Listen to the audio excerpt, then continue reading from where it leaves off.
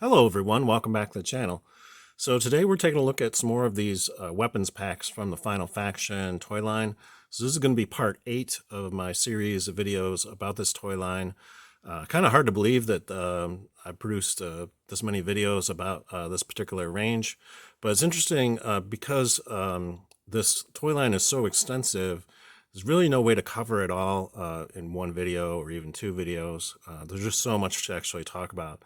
So the ones we're going to look at today are fairly recent, and I have even more of these. I think I have another round of 6 of these, so I'm going to have to cover those in a separate video. There's just a lot to talk about. These weapons packs are pretty interesting, and so I'm very excited to show these to you today. So we're going to start over here with, this is Cyber Arms, and this is for the character known as Torn. And as you can see, there's a lot of assembly required with this particular one. On the back of the package, they show you how this attaches to the figure, and also gives you a description of what each part is. And also on the back here, it shows you this particular series of 6 items here. So this is what I'm going to show you in this video, and then the ones with the question marks are the ones that I'm going to cover in the next video. So again, a lot of stuff to cover on this toy line, and once again, very economical to collect because these are only $1.25 each. So you can actually very reasonably collect this entire toy line. Presumably you can find everything at the store and be able to have a fully realized toy line that is actually pretty high quality. This stuff isn't cheap. The plastics are actually pretty durable, and a lot of interesting detail in terms of the sculpting on this stuff. So this is long range. This is for the Scope character. And on the back, it shows you how this stuff attaches to him. It also gives you a description of the various items in this set. Next up, we have the P131 Thunderbolt. And I'd shown you in a previous video how various accessories could be attached to the P131. That's obviously like a little robot drone. And this one is specifically designed for that figure. And this diagram shows you how those attach to the figure, and also gives you a description of what's included here. And then moving on to the ones that are designed for the Kharn figures. So this is the Striker, and this is meant for Brute. And as you can see, just a kind of gigantic axe-like thing, and also an attachment that goes on his back. And on the back of the package, you can see a description of each of these items, and also how they attach to the figure. So very cool. And then next up, we got Scourge, and this is for the drone figure. Again, it's got a piece that goes on the back of the figure, and then various other weapons as well. Again, it shows you how these things attach to the figure, and also gives you a description of each. And then last but not least, we got the Evolution, which is for the Synthoid. And this is probably the strangest one of these. You know, it has like these sort of wings and stuff that attach to the back of the figure, and sort of this really strange looking arm that attaches. As you probably saw in my previous video about the Synthoid, this figure has replaceable arms, so you can take the whole arm off the figure and replace it with something different. So, and you can see the write-up on each of these things as well. So that's very cool, and I'm anxious to get all the stuff out of the package and get the stuff on the figures. So stay tuned. Okay, so we got all the stuff out of the package now and assembled onto the figures. And I'm going to say right off the bat, the most difficult assembly of this entire grouping was the Cyber Arms. So we'll start with that. In terms of being able to put this together, the trickiest part is actually inserting this gray piece into this black piece right here. You can see there's a little pin that goes through there, and you just want to take it very slowly and carefully. You want to make sure that you're not going to snap that pin as you're trying to insert it. And once it's in place, it actually works pretty well. You can see you get a good pivot joint right there. And the rest of these attachments go in there very easily. And I don't think there's any right or wrong way of assembling this. They do give you directions on the back of the package as to the position of each of these items. But because the joints on these pieces are all universal, you could interchange them from each side. They don't have to go in any particular position. And I believe these the claws, you can see they pivot as well, and I think they're the same on each side, so I don't think there's a right or a left side for those. And then each of these little attachments basically has a pivot joint, so you can rearrange this in various positions. So it's all very cool in terms of being able to sort of reposition all the stuff the way you want it. So yeah, I think this is a pretty cool accessory. And I think the configuration that you see here is more or less correct. It seems to fit together pretty nicely. And the part you can assemble, the last, is actually, well, putting it on the figure I would do last. And then this ball joint actually pops in there fairly easily. And once it's in place, it actually fits in there quite tightly. So that's actually nice for being able to reposition the arm in various positions. It's actually might actually work well on other figures in the series too, because I believe this the point at which it attaches to the back of the figure is pretty much universal across the line. So because that attachment point on the back of the figure is the same on all these figures, I believe this accessory pack could go on various versions of the Final Faction line. Wouldn't necessarily have to go on this particular figure.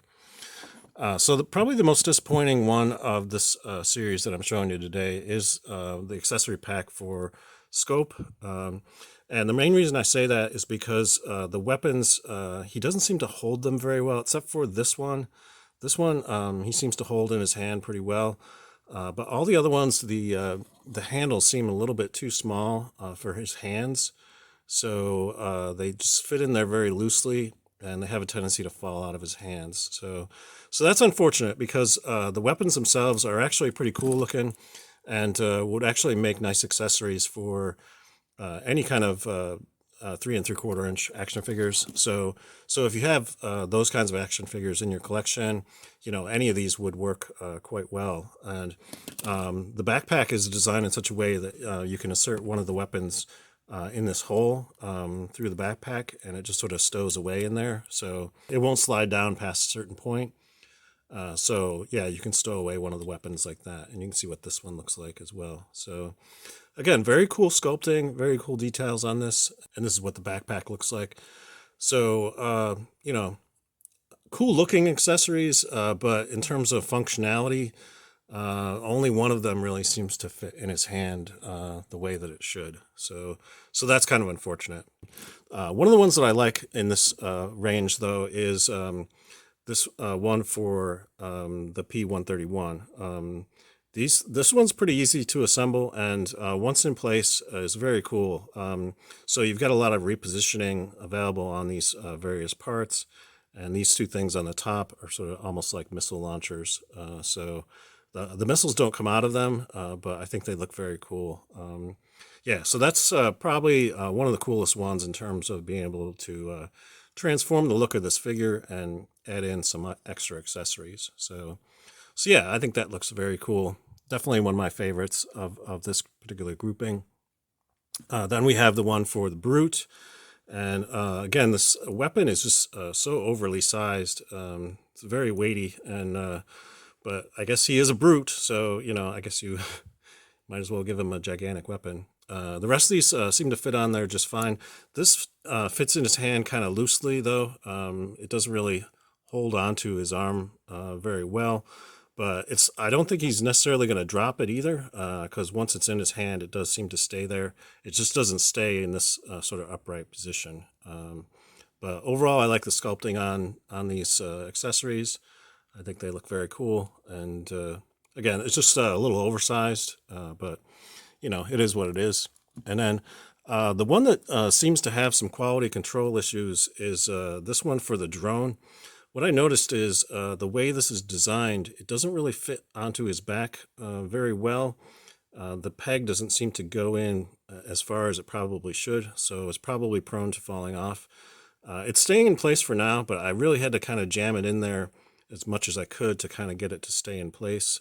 So just keep that in mind. It may fit on other Kharn figures a little bit better than it does for this drone figure. And again, same problem with this accessory.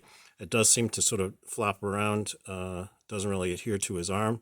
It does a little better than the one for the Brute, though, so that's kind of interesting. And then this weapon, each one of these weapons actually comes with an extra peg off the side of it, and I believe that's designed so you could attach it to the back of the figure, but the peg seems to be just a little bit too large to actually fit in there nicely.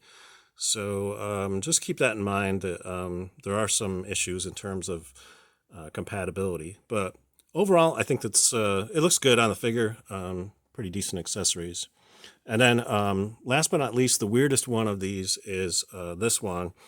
I do like this arm. This actually matches pretty well the figure. So sort of like a blaster weapon. But then it's got sort of like this plant-like arm coming off of this side. And I think the wings look pretty good, though. That comes in two parts. You just have to slide the whole of the wing through this peg. And once it's in place, then you can actually reposition it like that. I believe this is the correct configuration for this. This is the one that made most sense to me and looked the most like the diagram on the back of the package. So I like that. I think that looks interesting. I think the choice of color of green for this just makes it look a little strange. I would have preferred maybe doing it more in line with the rest of the figure. Maybe do it in purple or something like that, so it actually match up a little bit better, because it just looks a little odd. But overall, it does transform the look of the figure, and I think that's pretty interesting. So that's it for this video. I will be covering more of these weapons packs in my next video about the Final Faction line. And if you'd like to see the other videos that I've already done regarding various aspects of this toy line, I'll put a link in the description to the playlist, which has all the videos that I've done so far covering the figures and the vehicles and the accessory packs. So go ahead and check that out if you want to see my various other reviews of this toy line. Until next time, I hope you're having a great day, and thanks for watching.